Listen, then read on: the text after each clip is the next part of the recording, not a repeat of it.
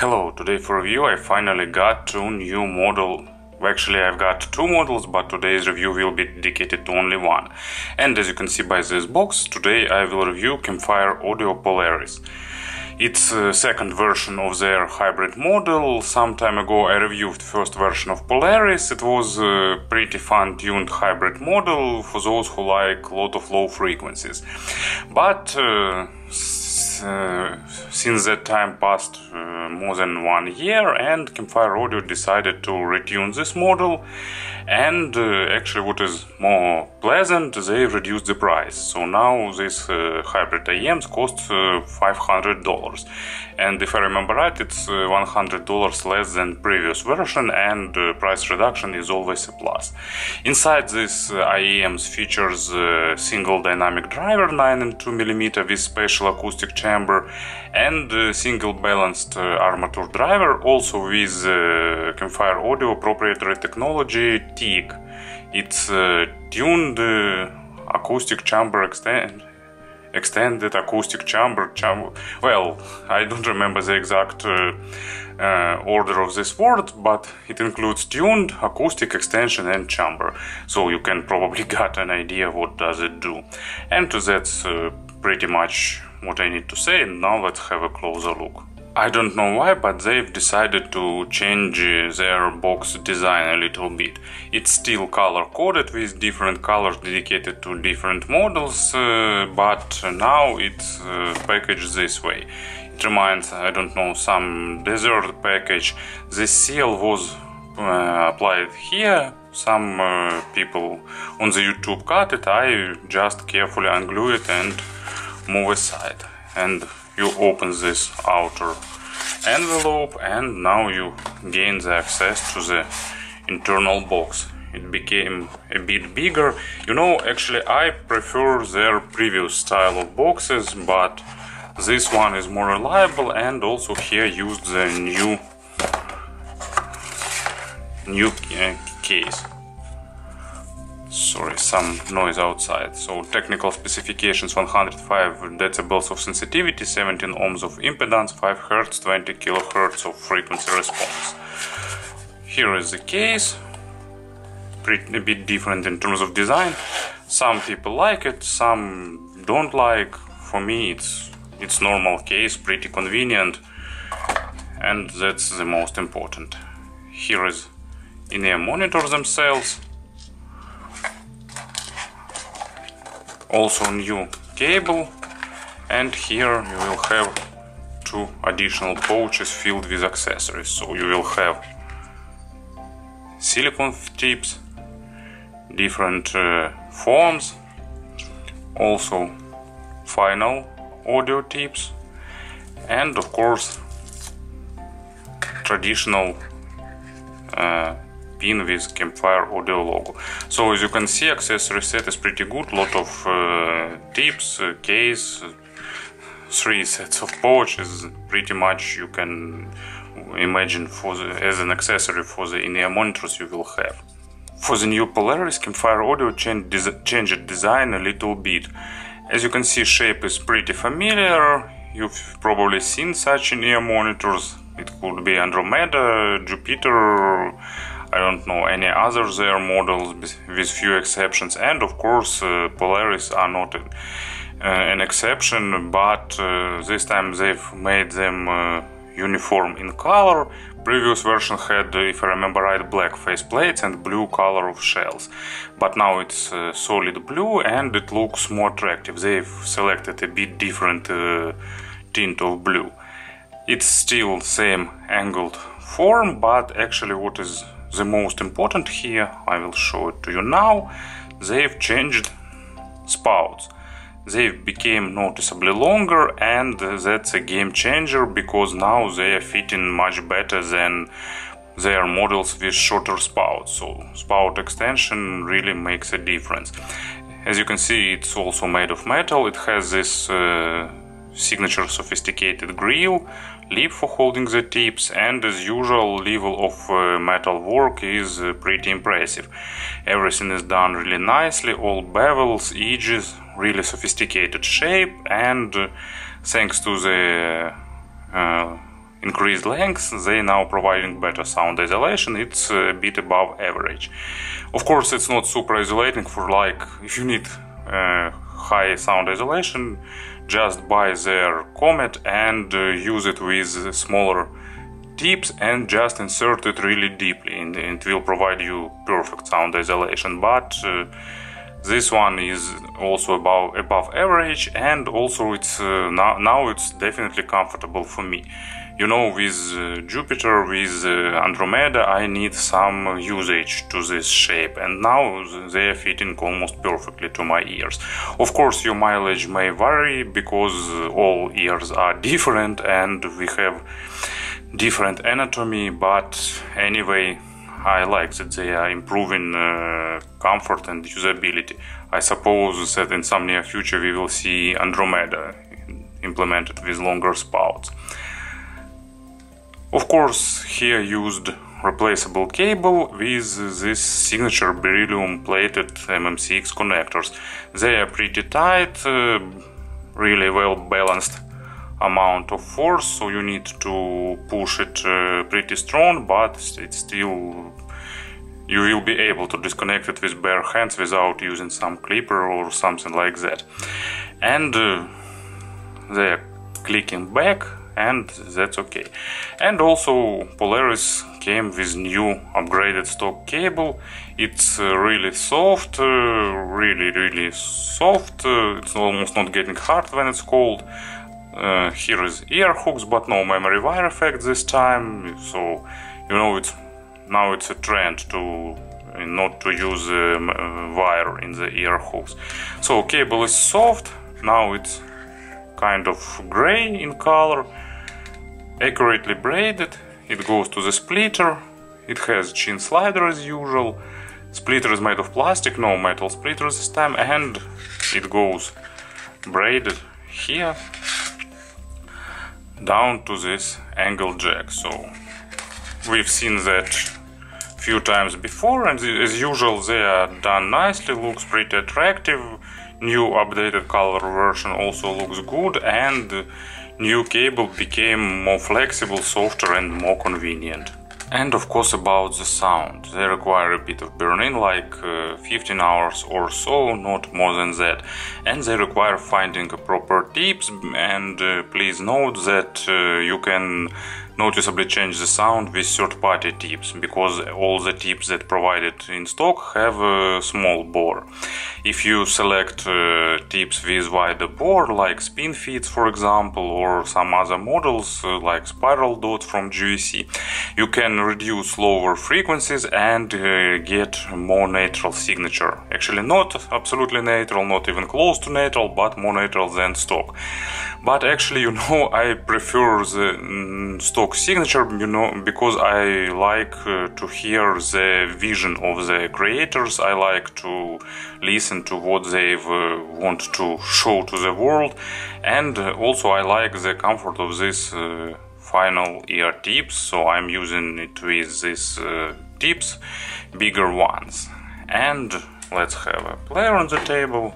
I need to show some examples. And let's proceed. So, first Polaris were based in-ear monitors, and those are not an exception. Probably someone in the Campfire Audio like bass, or maybe not, maybe I'm wrong and everyone in Campfire Audio like bass, but they in many of their models actually tuning is actually not leaning toward the bassy side, but they are all, their signature sound usually is natural on the mids and more or less natural on the treble, and with accented but really resolving bass. And actually that's another example. I'm not a bass head, I'm not a lover of accented bass, but I like Polaris second version, and you know, if I wanted to have some bassy in-ear monitors, probably it should be a Polaris, because it's bass head model done right, at least in my understanding of those. So bass is accented, it has accent on the low frequencies, it has accent on the mid bass, on the sub bass. It goes really deep, it has great rumble, really guttural rumble with a lot of body, with a lot of weight, with a lot of slam. Maybe not the most heavy hitting in-ear monitors, but definitely one of the leaders in this segment. But at the same time, bass is pretty well controlled, and it has good texturing, really good resolution. So here used some good dynamic driver. And what is most important, here used some nice acoustic, inner acoustic treatment, some complex acoustic schema, because usually such bass will shadow all the mids and probably even lower treble, but not in this case. Of course, on the bass heavy tracks, bass will dominate simply because of its quantity, but at the same time mids remain definitely audible and present.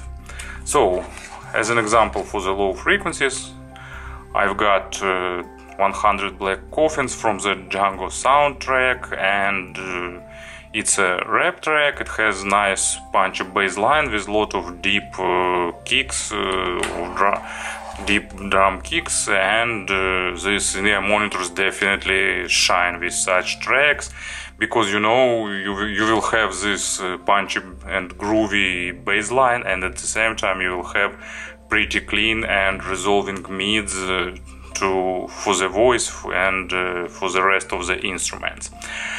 So bass transition to the mids, and of course overlap is a bit noticeable, but anyway it's done in a wise way, and there is no distortion, just a bit of accent in this place where the dynamic driver and armature driver overlaps, but if you don't know the frequency where it happens, you won't probably even notice that.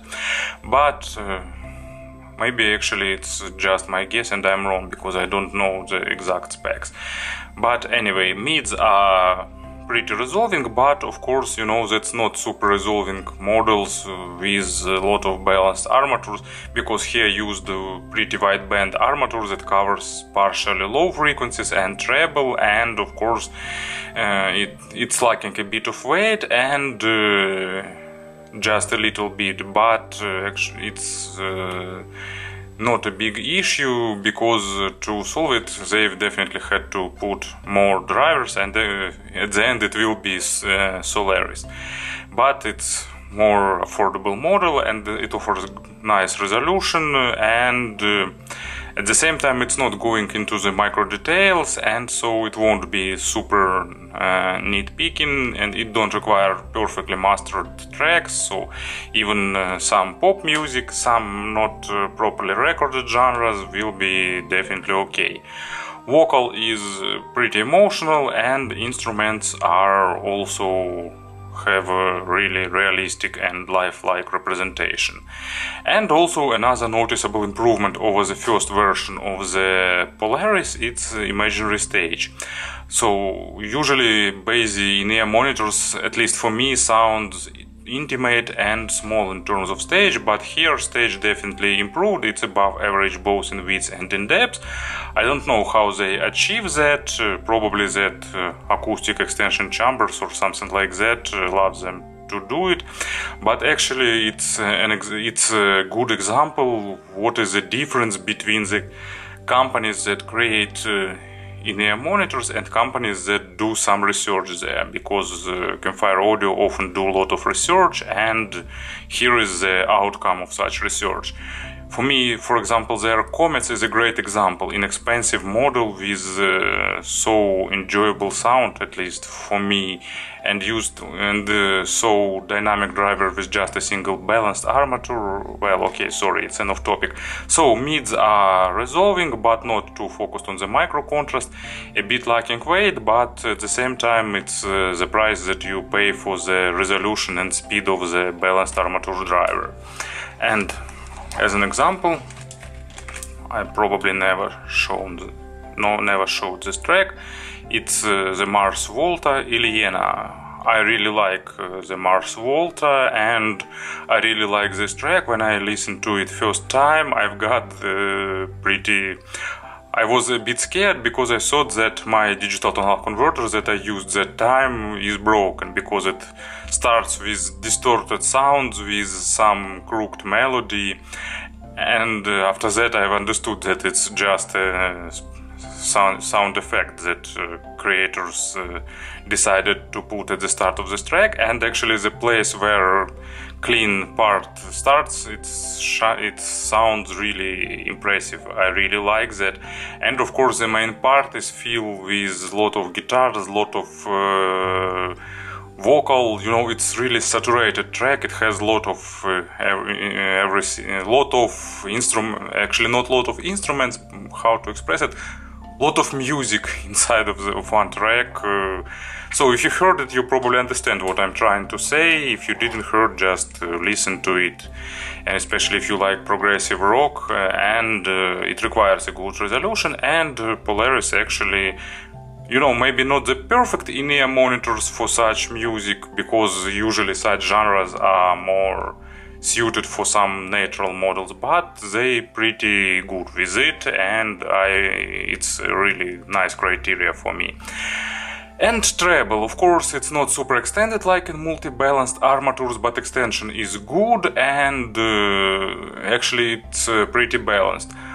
Of course, it's not treble shy, it's not hiding treble, but at the same time it's not harsh. To my taste, it's a really well balanced model in terms of treble, because it has good resolution, good attacks and decays, just a basic layering of treble, but for one balanced armature it's really good. And it really saturates the tune with overtones, with a lot of that tiny nuances that is common for the treble. And it has right amount, not too much, not too few. So if you're treble sensitive, probably it can be a bit too sharp, but I don't think there will be some big issues, because it's not that kind of sparky, super bright treble. And of course you can tune it with tips also. As an example for treble, what I've got, yeah, Jesus Christ Superstar, everything alright, really great lightweight percussion, perfect female vocal with a lot of overtones, and you understand why I've selected these in-ear monitors, because you can definitely enjoy the realism of the voice with these in-ear monitors. And also it has nice bass line here, and this contrast that is typical for some hybrids really performed well by the Polaris too. As for sources, they don't require something powerful, but at the same time they require something with good resolution and good control all over all frequencies, especially good well-controlled bass. And they don't require something with super black background, because they are not super sensitive. 105 decibels is just normal sensitivity, so you can select a lot of dubs, so no issues, with pairing, and no problems. In terms of genre, of course, it's more depending on the listener's taste, but of course the most they will shine with some electronic music, with pop music, with some jazz, with the genres that have great bass line. And you know, perfect combination for this in-ear monitors, it's a great bass line and some spacious three-dimensional effects and some good treble, so some smart electronic music and other genres and styles like that. And a few words about comparisons. You know, this time it will be really simple. There are a lot of hybrids in this price range, but actually most of them are tuned to be neutral or even on the brighter side. You know, all the models I can recall right now, for example, FIO FH7, Duno DK3001, SimGod EM5, and a lot of other models, they are more natural. So this model is definitely more bassy and with more accent on the low frequencies, and that's probably the main difference.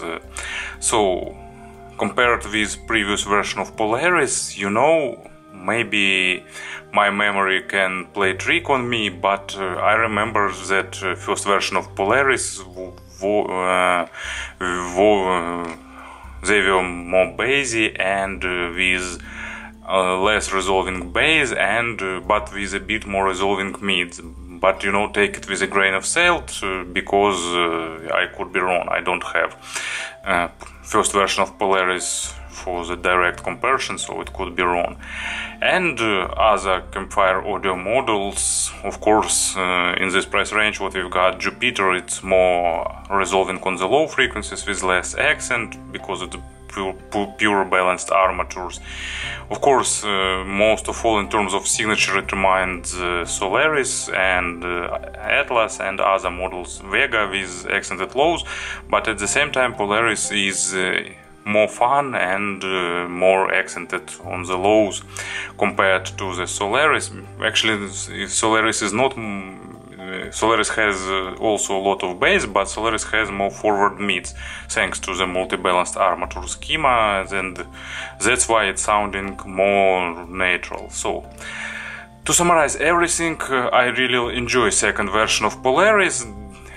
Despite not being a bass head and not a huge fan of bass heavy signature, but it's definitely one of the most enjoyable bass heavy models that I've tested, and if you like low frequencies, I can definitely recommend you to listen to them. Thank you for attention.